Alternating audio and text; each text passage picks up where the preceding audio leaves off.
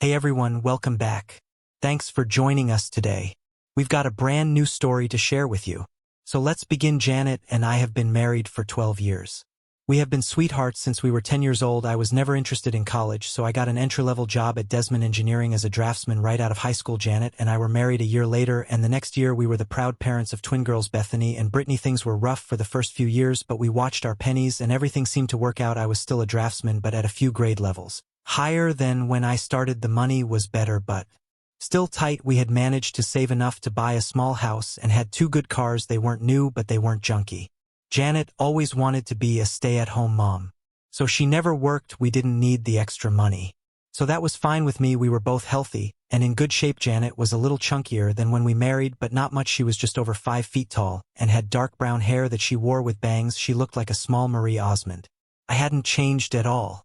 I played right tackle on the high school football team, so I wasn't on the small side, but I wasn't flabby. Billy Martin moved to Reading from Lancaster about a year ago and got a job at Desmond Engineering as a surveyor. Billy and I used to play football against each other, and we became immediate friends. He married his high school sweetheart, also a redhead named Sarah. Sarah and Janet became instant friends. They didn't have any children yet, but they were perfect babysitters when we weren't at work. Billy and I enjoyed each other's company. It was a pleasant break away from the wives. Of course, Janet and Sarah were doing the same thing. They would shop together and go to parties and club meetings while Billy and I watched the girls in the TV. Sarah had also gotten a job as a secretary at Gilbert Engineering just outside of town. I started noticing things about 6 months ago. Sarah used to be at one PDA meeting every month, and now there was one every week. Sarah didn't have any kids, but always went to the meetings with Janet. The frequency of Tupperware and Magic Chef parties seemed to increase, but they never bought anything. They joined a book club, but never seemed to find time to read. On the weekends they would go shopping for hours, but buy very little. Janet's collection of fancy underwear seemed to be growing, but I never got to enjoy any. Started to eat at me. I never mentioned anything to Billy because he seemed to be oblivious to it. I didn't want to cause trouble if there was nothing going on. About an hour after I put the girls to bed, Janet came home from a basket party of some sort. She took a shower before Sarah picked her up, and as soon as she got home she took another one. That seemed odd to me. While she was in the shower, I did a quick hamper check and found a set of black laced underwear. Now who would wear black laced underwear to a basket party? I am not in the habit of checking my wife's panties, but I did tonight and found the crotch to be damp and sticky. I put them in my pocket. I have never gone through my wife's purse or wallet until tonight. The only thing I was really interested in was her cell phone. Apparently she felt pretty certain that I would not be snooping because she had not deleted any calls for the last week. Most of the calls were to Sarah, but a large number of incoming and outgoing calls were to KCKH and KW. Of course I had no idea who they were, but I quickly deduced that the C stood for cell, the H stood for home, and the W probably stood for work. I checked her address book, and Sarah also had 3 numbers listed: Sarah C, Sarah H, and Sarah W. I was amazed at how well organized my wife had her phone. I looked at Sarah's work number and noticed it had an extension. I looked at the number for KW, and it was the same number as the one for Sarah, but with a different extension. It wasn't hard to figure out that Janet had been calling and getting calls from someone who worked with Sarah. It also wasn't hard to figure out that Sarah must have been the one that introduced Janet, and the mysterious K. Gilbert Engineering was closed right now. So I took Janet's phone and called the KW number. Hello, you have reached the desk of Kin Sanders. I'm not at my desk right now, but if you leave your name and number, I will get back to you as soon as I can. I hung up right after the beep. That was far too easy. John, are you coming to bed? Janet just poked her head around the doorway. I am near the end of this book. I'll be up as soon as I finish it if I don't fall asleep on the couch. Of course, I had every intention of sleeping on the couch. It was a restless night. I kept trying to figure out what I had done wrong or what I could have done differently. It was a terrible waste of time and mental effort every time I redirected my thoughts to what I should be doing. They kept going back to what I should have done. I kept looking at the clock, and it wasn't moving. All I knew for sure is that I was not going to accept any guilt for what happened or what was going to happen. I awoke to the sounds of my 2 little angels getting their breakfast. Janet encouraged them to take care of themselves rather than be waited on. It was a good idea and seemed to work. I scratched and stretched as my wife entered the room. You better hurry, John, or you will be late for work. No problem. I'm not going to work today. Why, you never miss work. Too many personal problems.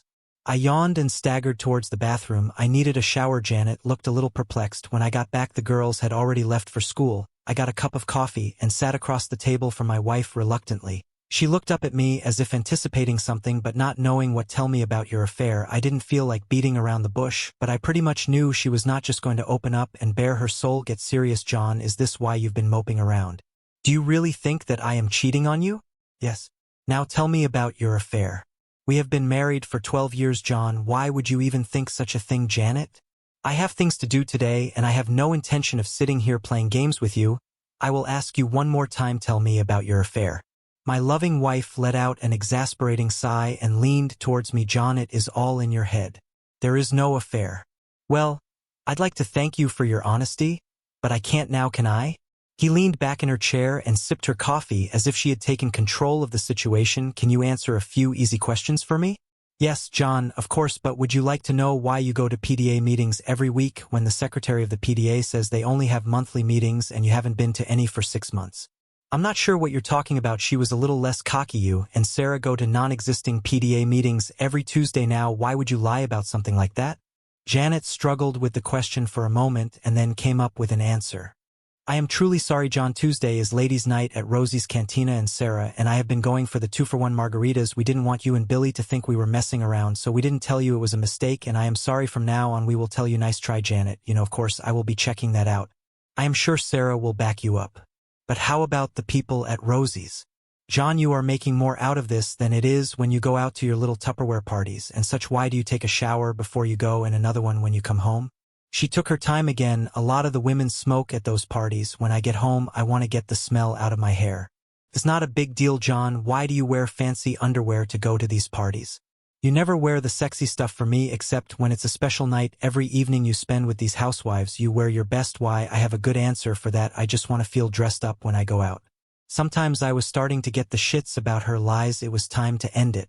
I was mad, and it was difficult to control. These are the panties you wore last night. I tossed them on the table. The crotch was damp when you came home and covered with something sticky. I know what the hell juice is, and I know it isn't mine. Don't you try and tell me you have a yeast infection, or I swear I will hit you. Janet was squirming in her chair at this point. She was trying not to look at me. No quick answer seemed to be coming. Damn it, Janet. Why did you come home wearing juice-stained panties last night? I want an answer. Stop it, John. Just stop it. I can't take any more of this. We have been married for 12 years. How can you treat me this way? The steady stream of lies and constant denial finally got to me. With all the force I could muster, I heaved my half-filled coffee cup across the room, shattering the front of the microwave oven. There was no doubt this time that I got Janet's attention. I had never seen that expression on her face before because she had never seen me mad before. Leaning across the table, I looked directly at her and spoke louder than I had before. Who the hell is Kins Anders? She pushed herself out of the chair and backed up to the sink, trying to get away from me for the last goddamn time. Who the hell is Kins Anders? A friend? Just a friend? She was scared to death as the words came out of her mouth. Did you have sex with him? Yes, I had sex with him. Did you have sex with him last night? Yes, I did. Stop this, John. Please stop this. I'm sorry. Just stop. Please. She was standing by the sink, falling like crazy. I got a cup from the cabinet and poured myself a fresh coffee. As I started to sit down, Janet's cell phone rang. Her eyes darted from me to the phone and back to me. It's from Kins. I think we better answer it. I pushed the speaker option and answered the call. Good morning, sugar. I just got to work and saw that you tried to call me at my work number last night. Did you leave something at the house, Janet? Or should I say Sugar seemed mortified. There was a moment of silence. Janet, are you there? Is something wrong? She looked at me with a petrified expression. I nodded at her to answer. Ken. She hesitated. Ken, my husband is here. He knows about us. He has the phone on speaker. He didn't hang up. But he didn't answer either. I felt obligated to let him off the hook. Ken, good. Buddy, I have a few things that I have to do this morning. But I promised to come see you this afternoon. Maybe you should put 911 on your speed dial. I ended the call and put the phone back in my pocket. Janet just stood by the sink in her bathrobe, shaking. I have to go now. I have one more question. What is the name of the guy that Sarah is seeing? John, now please don't make me. The second cup flew across the room and smashed into the tile wall behind the sink. She jumped back and couldn't talk fast enough. Calvin Bostic, I will be back this afternoon. Have all of your things moved out before then. My mother will stay with the girls until we can make other arrangements. Anything that you can't get into your car I will deliver for you. Let my mother know where you will be. Don't call me. She didn't move or say another thing as I walked out the door. Of course, I had no idea what to do next. I decided to go by the office and see Billy. I thought of him as a friend and felt that he should know what was going on. It was pretty easy to figure out that Sarah met Calvin at work and got to be friends with him. Ken was probably a friend of Calvin's who needed a date. Maybe I was oversimplifying it a little, but I felt it was close enough. Billy wasn't in the office. He was out at a site setting some stakes or something like that. I called him on his cell. Billy, I hate to bother you, But I have bad news. Is somebody hurt? Not yet, but they are going to be. What the hell are you talking about, John? Janet and Sarah have gotten themselves a couple of boyfriends on all those nights that they were supposed to be going to meetings and Tupperware parties. They were really getting together with them. Are you sure? I don't believe you, John. It sounds like some kind of bullshit to me. Ask Sarah about a guy named Calvin Bostic. He works at Gilbert with her. I think she introduced Janet to another guy from there. Also shit. Are you sure? Damn it, John. No, Calvin Bostic. We were in the same graduating class. How about a guy named Ken Sanders?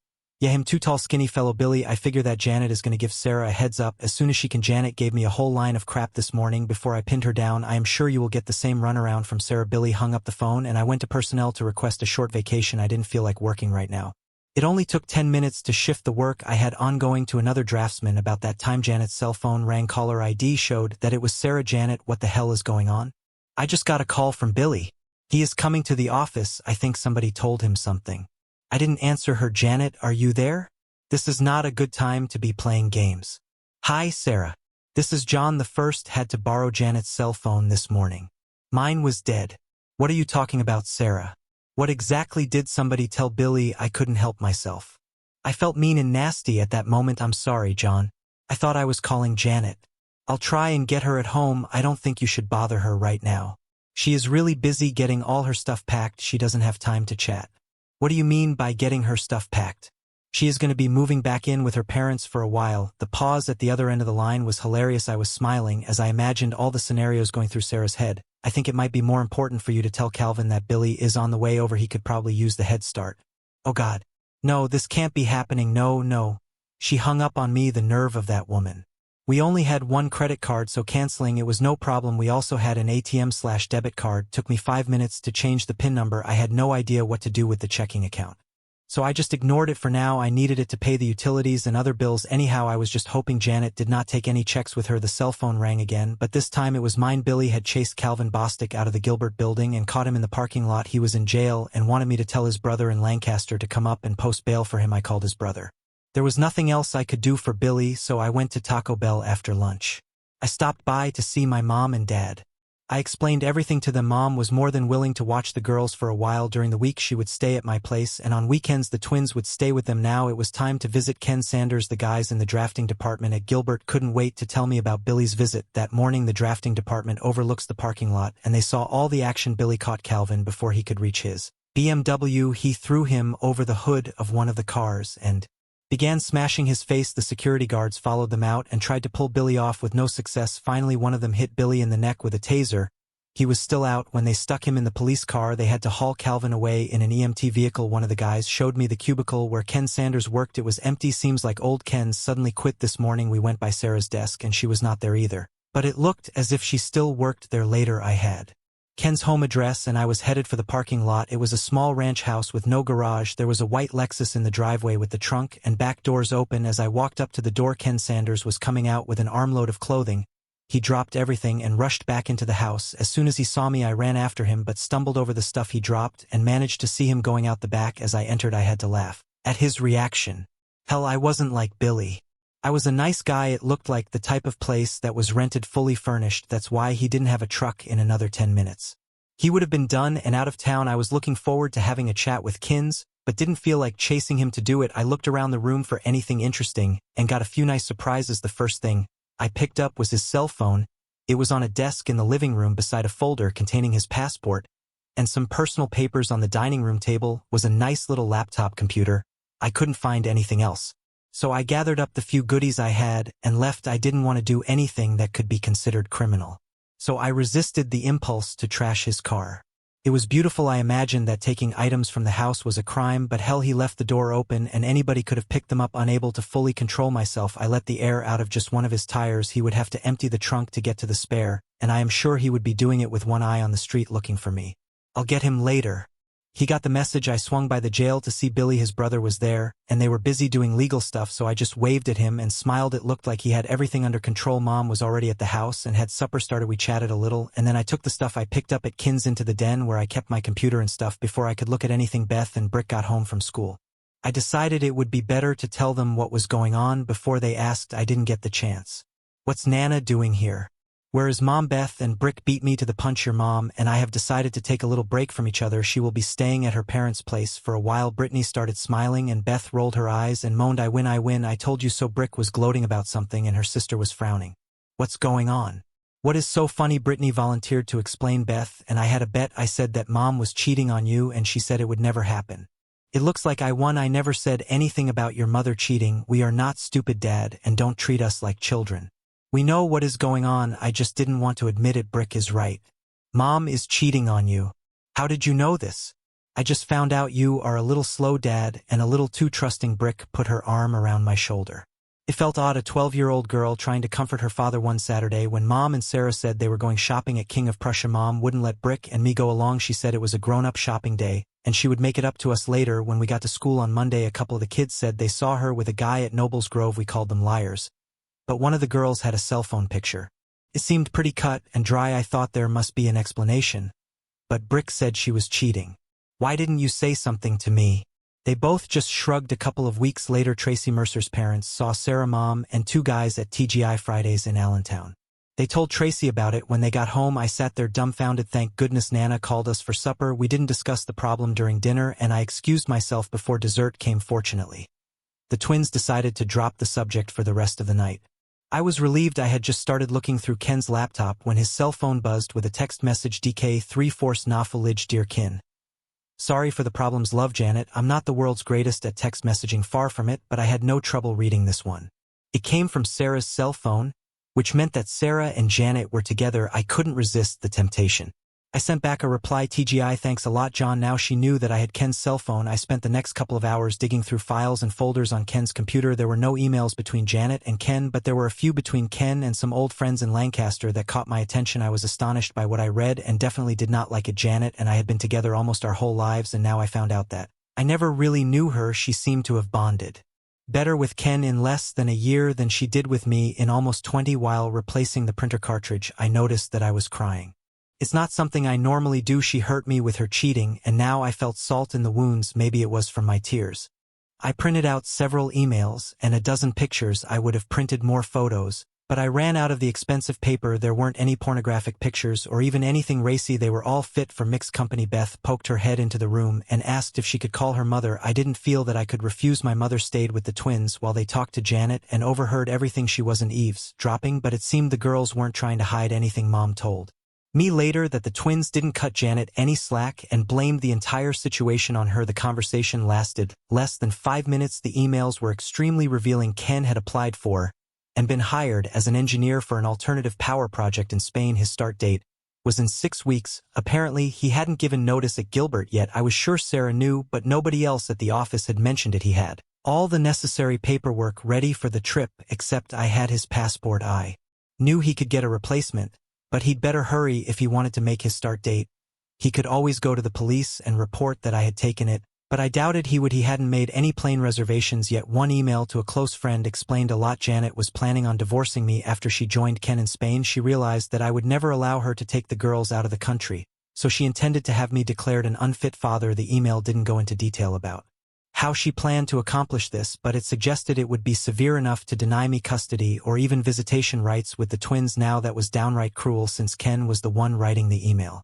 It was technically hearsay. I would have preferred something directly from Janet, but I had to make do with what I had. I printed out several copies of the email. Mom was falling asleep watching Leno, so I sent her up to our bedroom. The girls were already in bed. I fell asleep on the couch for empty beer bottles sitting on the coffee table. The smell of fresh coffee and bacon woke me up. Mom always made a hearty breakfast. The girls were finishing their cereal. When I finally sat down at the table, I endured a few good-natured jabs before I could start on my eggs. The conversation stayed light until it was time for the bus before they left. I said, girls, I'm afraid your mother is going to try to separate us. She's planning on having me declared an unfit parent so that she can have you all to herself. I have no problem with shared custody if that makes the two of you happy, but I will not give up my right to see you and be with you. Thanks for listening. This story isn't over yet, and things are about to get even more intense. Stay tuned for the next part to see what happens next. Now start next story. Hey everyone, welcome back. Thanks for joining us for the second part of our story. Let's jump right back in. I don't want you to have to choose sides, but I want you to know what is going on. Be careful, and don't listen to any lies. Dad, we are smarter than you think. Don't worry about anything. We love Mom. but we are not going to let her screw you or us. Brittany was smiling and Beth gave me a thumbs up as they walked out the door. Mom filled my cup and sat down with one of her own. Relax, John, everybody is on your side after showering and shaving. I put on some clothing. That was a little better than I normally, where I felt a little odd when I left the house because I had 3 cell phones with me. I made a mental note to get a charger for the cell phone that I got from Ken. I probably wouldn't need it, but I'd rather be prepared. I signed in at the family services office and waited for a caseworker to call me. I was embarrassed when I finally got called because I happened to know the lady that came out to help me. John Terrell, I haven't seen you in over 10 years. What have you been up to?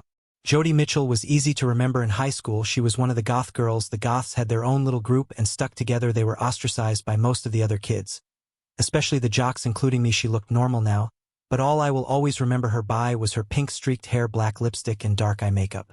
The funny thing about the goths is that you could never tell if they were into drugs, sexual deviations, or witchcraft. As far as Jody was concerned, it was probably none of those, but you always believed the most outrageous rumors. The name plaque on her desk read J. Mitchell, so I assumed she never married 12 years ago.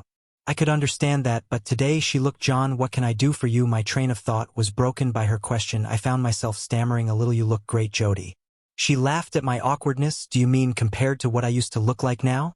I was embarrassed, I guess, but I didn't mean to imply anything. Relax. John, the first was halfway through college when I realized I was smart enough to face the world as who I was without the fake facade. I've been what you would call normal for almost 10 years.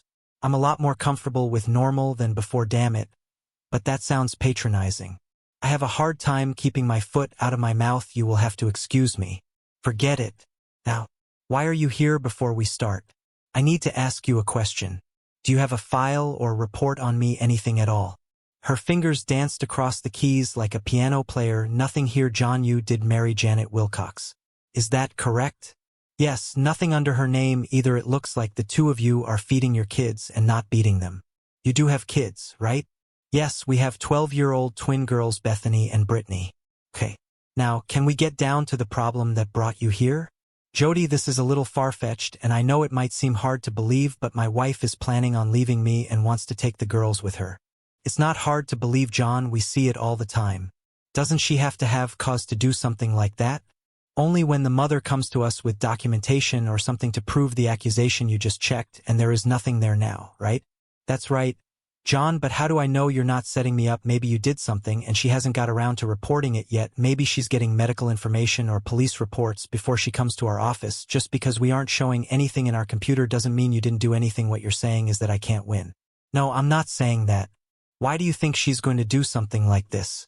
I had no intention of showing anyone the email that Ken had sent, but now I felt that I had no choice. I had to ask myself why I made the copies if I wasn't intending on giving them to anybody. I slid one across the desk to Jody.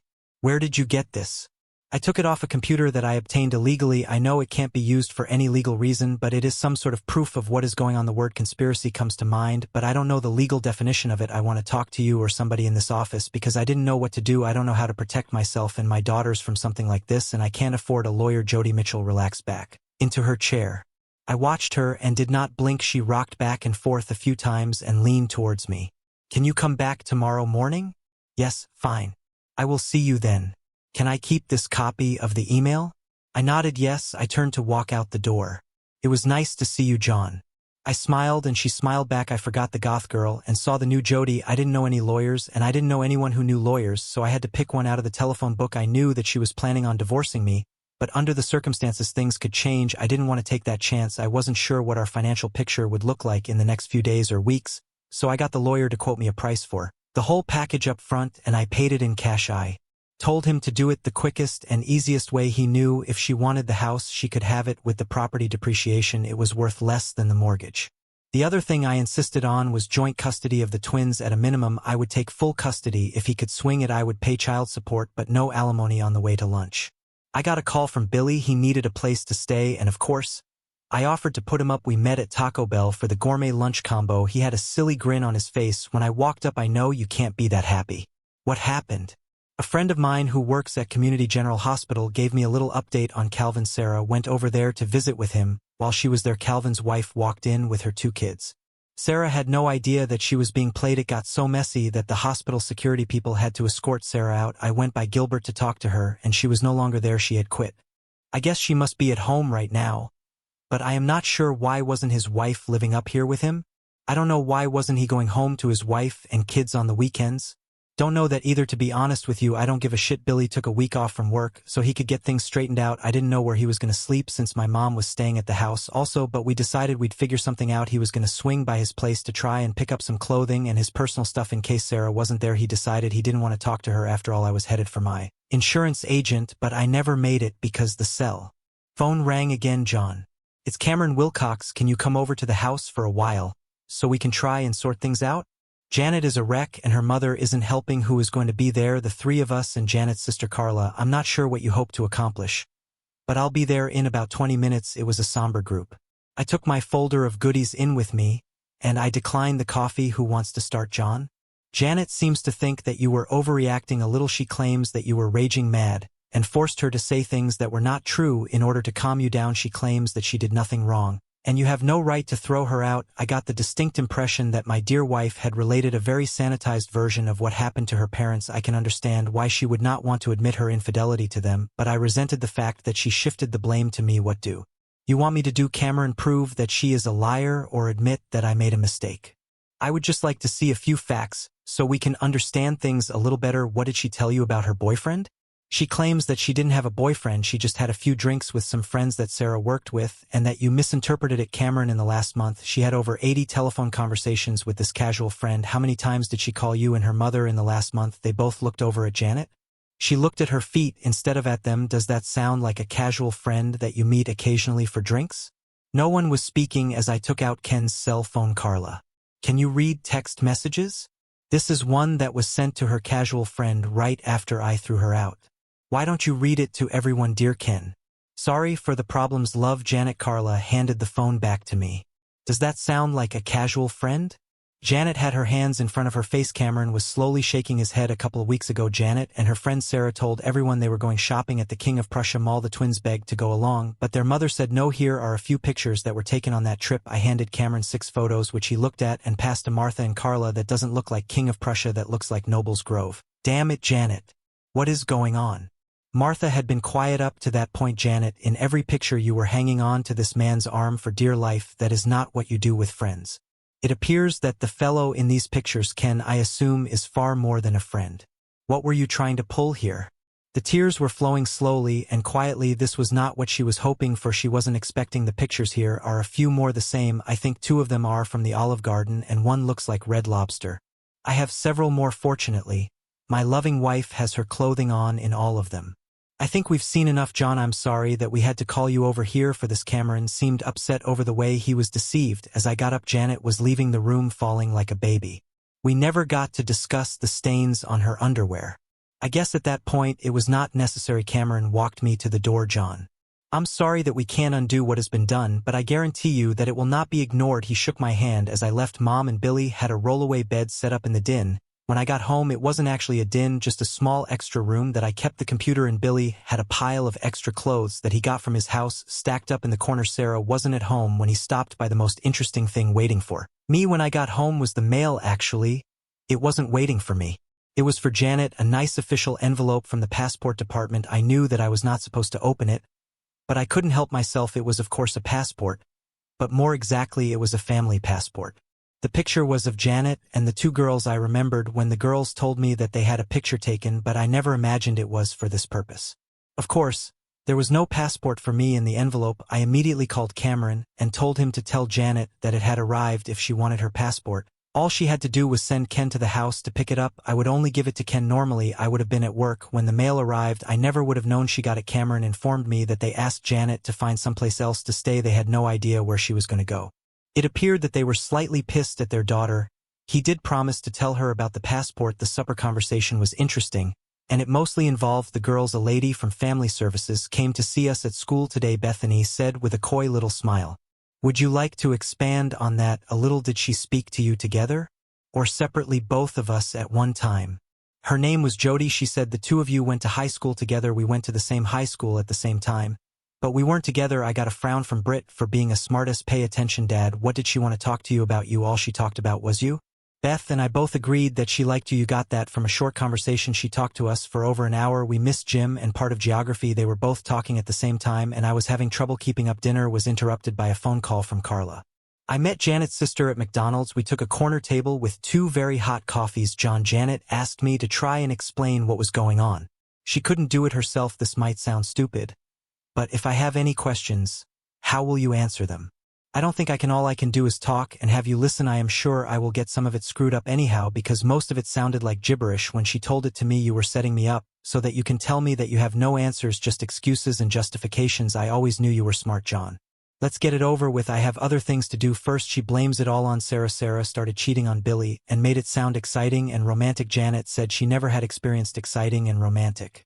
All she ever had was you, loving and dependable. When Ken Sanders started at Gilbert, Sarah convinced Janet to join them for drinks and a few meals out. While they were together, Sarah and Calvin would often disappear for a little lovemaking and leave Janet and Ken alone. Eventually, they started messing around also, and before long it was a full-blown affair. Once it started, she couldn't or didn't want to stop it. Ken had impressed her with his stories of what he did and what he was going to do. She wanted to go with him and share it all. When he asked her to go to Spain, she jumped on it. The big problem was not leaving you, but leaving the girls. She knew that you would never let her take them overseas, so she was going to figure out a way to make you look like a bad father. She knows now that it was a mistake. After talking to the girls, she realized that they were closer to you than they were to her. She decided that she would not attempt to take the twins if you agreed to a divorce with no strings attached. Billy told me that Sarah had gone back to her parents' house near Afrida, so he was moving back into his place just until he could sell it or rent it out. He spent the morning at the bank, insurance company, and lawyer's office. He wanted to try and get some money out of Gilbert, but they had no company policy against fraternization. His lawyers said it would be an uphill battle. He went by the hospital and found out that Calvin was being released. His wife was taking care of the discharge paperwork. When she saw Billy before he could get away, she cornered him and carefully explained that she was trying to get Calvin to drop the charges against him. He was really surprised when she thanked him for all his help. Apparently, she had been trying to straighten out Calvin for several years with no success. After Billy took off, I just sat on the front porch and drank beer. Mom brought me out a meatloaf sandwich and sat with me for a while. She didn't say anything, but she did have a beer. She said Dad was coming over for supper and would be staying the night when Jody Mitchell pulled up. Mom went into the house. Jody sat beside me but refused the cold beer I offered. We sat for a few seconds before she spoke. I served the papers on Janet about an hour ago. She was one pissed-off woman. She is staying with her sister. By the way, I finished the long neck that I had in my hand. I guess that is a good thing. But why do I feel so bad? There is no good thing in cases like this, John, just less bad. I took out another beer, paused, and then put it back in the cooler. Could you stop by and explain all this to the girls? I get along pretty good with them, but no matter how carefully a word thinks, it will sound like I am dumping on their mother. I am afraid if I do that I will alienate them in some way. I don't want to do that. How about 7 tonight? I nodded as she got up and walked to her car. She stopped halfway and looked back. That was a good sign, and I smiled. She smiled back. Jody came by that night and spent a long time with Beth and Britt. Billy and I were busy going through his house and cleaning out everything that was Sarah's or that reminded him of Sarah. Jody started to come over to the house several times a week pretty soon. She was spending as much time with my mom as she was with the girls. I noticed that she was ignoring me. I was comfortable with that, but curious. One night, after the girls went to bed, she sat down beside me. I felt that I had to talk to her. I didn't get the chance. She spoke first. Danny, do you have any wine? Well, sort of. My conversation skills still needed work. What does that mean? I don't have anything with a cork in it. I have wine, but it all has screw tops. She seemed to think that was funny. Give me something red, will you, and bring the bottle? Well, the bottle was more like a jug, but she didn't seem to mind. Poured, and we sat. I finally forced myself to break the ice. I guess the girls are getting a lot from your visits. How long are you going to have to see them? Oh, the twins are fine. They don't need to see me. I come over here to see you. I don't understand. You hardly even talk to me when you are here. I figured that was what you wanted. Not really. I was just afraid that you had some sort of rules against fraternizing with customers. Her soft laugh made me feel more comfortable. I am amazed that you haven't even asked to see my tattoos. What tattoos? It was evident that she was trying to draw me into some sort of frivolous conversation to try and loosen me up. It was a good plan, and I appreciated it. I have 4 of them that I got when I was still in high school. 3 are easy to find, but one of them is more difficult. Are you going to show them to me, or do I have to look for them? It's more fun if you look, but I'll need a little bit more wine if you are going to do that. We both laughed when I filled her glass to the brim. The hunt was far more exciting because we had to keep quiet so that we wouldn't wake the girls. The 4th one was indeed in a very private place, and I ended up admiring it for a long time before she pushed me away. She left before the twins got out of bed, but I had the funny feeling that they knew what happened. I told my telephone book lawyer to finish up the divorce papers and have them delivered. Janet was going to have to live with what I offered or do it herself. She was still staying with Carla. When the papers were served, there was no response, and I did not even get a phone call. Several more weeks passed. Things were not going well with my dad. Mom was spending more time there than at my place. Luckily, school was just finishing for the year, so the girls moved in with her for the summer. By the end of the summer, Dad had been moved to an assisted living facility. Billy and I helped Mom get the family house ready to sell, and Mom moved back in with me. Jody had been visiting the girls at Mom's place all summer and spending 3 or 4 nights a week with me. They went on shopping trips and out to eat together, and I was happy for the attention that Brittany and Bethany were getting. At least I wasn't jealous of them anymore. I was pretty sure they knew what was going on between Jody and I. Janet called the girls about once a week, but the conversations were always short, and according to Mom, seemed stressed most of the time. The twins didn't even tell me that she called. Billy's divorce from Sarah was finalized. I had no idea what the status of mine was. He had also decided that he wanted to start his own surveying business and asked me to go in with him. I was a little short on cash to contribute until Mom came to the rescue. When she and Dad ran out of money, Medicare would take over his expenses rather than watch it all dwindle away. She felt that I should use it for the business. I believe that she was also thinking of it as an investment in her future. 3 months later, Billy and I had our own little survey business. Luckily, my drafting skills converted over to drawing plots about a week after school started for the new semester. The twins got a visit from their mother. They thought they were going to the guidance office to see Jody, and were both disappointed to see Janet. They tried their best to be polite and respectful to her, but it still didn't go well. She told them that she loved them both and was sorry that things worked out like they did. She was going to Spain to see the windmills, and she would send them some postcards. She promised to call them every year on their birthday, and she would send them fabulous Christmas presents. They said she was crying when she left. Janet never called me or notified me that she was leaving, but her parents showed up at the house the next week. They apologized again for what Janet did, but did not attempt to defend her or justify her actions. Brittany and Bethany were their only grandchildren, and they wanted to be able to see them. I had no trouble with their request. They said Carla was too ashamed to come see me. She was torn between her sister and her parents. 2 months later, my divorce was final. Jody and I went to Red Lobster to celebrate. It was a rare night out without the girls. They didn't seem to mind. In fact, I believe they were glad. In a way, we spent the night at the local Holiday, and the twins were excited. When I got home at 10 o'clock the next morning, they didn't say anything but spent the whole day grinning from ear to ear. A year later, the business was doing great, but unfortunately Dad passed away. Mom expressed an interest in moving to Florida with her sister, but didn't want to leave the girls. The twins felt that Grandma should go. They carefully explained to me that Jody could take her place even though she couldn't cook as well as my mom. They also insisted that they were old enough for separate rooms. It was an obvious plan and a good one. The girls got birthday cards from their mother, but no phone call. She also sent lots of postcards. All of the postcards had Spanish windmills on them. I wasn't sure what the significance of that was. She sent them 2 fancy embroidered dresses for Christmas, but hadn't anticipated the growth spurt that young girls reaching their teen years go through. Neither of them seemed disappointed that the dresses were too small. Gilbert Engineering became our biggest client. Billy was glad to learn that Calvin was now teaching electronics at the Lebanon County Vocational School, a big come down from his previous position. He was no longer married. Sarah remarried and moved to California. Ken Sanders did not last 6 months at his new job.